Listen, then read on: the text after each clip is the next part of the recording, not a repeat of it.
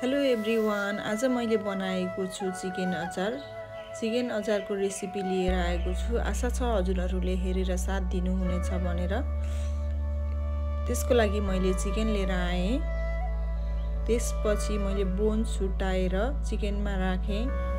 बेसार, नुन, कागती राखेर यसलाई मजाले म्यारिनेट गरेर मोलेर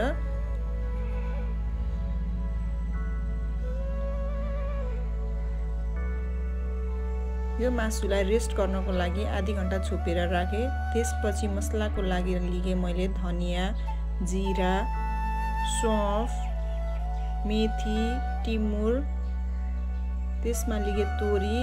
हजुरहरूले सुकेको खुर्सानी पनि लिन सक्नुहुन्छ। यसलाई मजाले रातो बनाएर भुटेर यसलाई पिस्न राखेँ।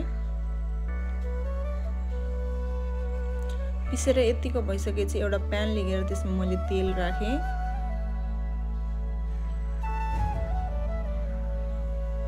अघि म्यारिनेट गरेको चिकनलाई तातो तेलमा फ्राई गर्नु होला।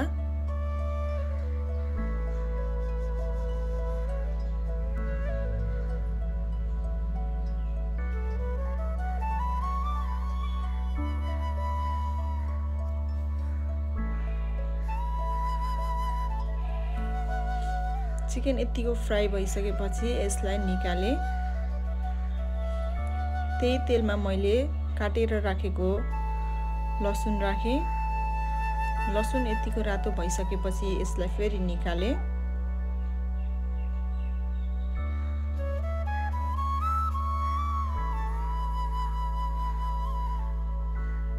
त्यही तेलमा राखेँ मैले डल्ले खुर्सानी।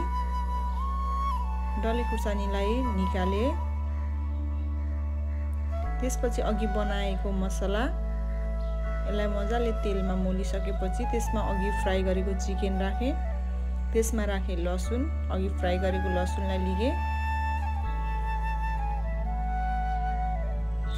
स्वाद अनुसार नुन राखेँ। आवश्यक अनुसारले हजुरहरूले स्वाद अनुसारको खुर्सानी राख्नु होला। अघि भुटेर राखेको डल्ले खुर्सानी राखेँ।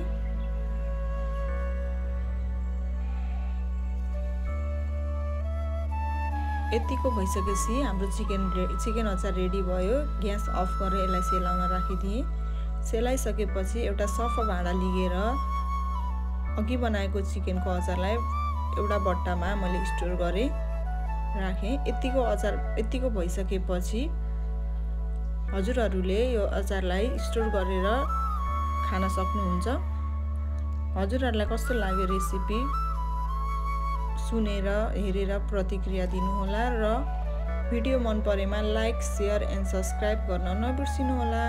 हाम्रो चिकनको अचार रेडी भइसकेको छ है। धन्यवाद।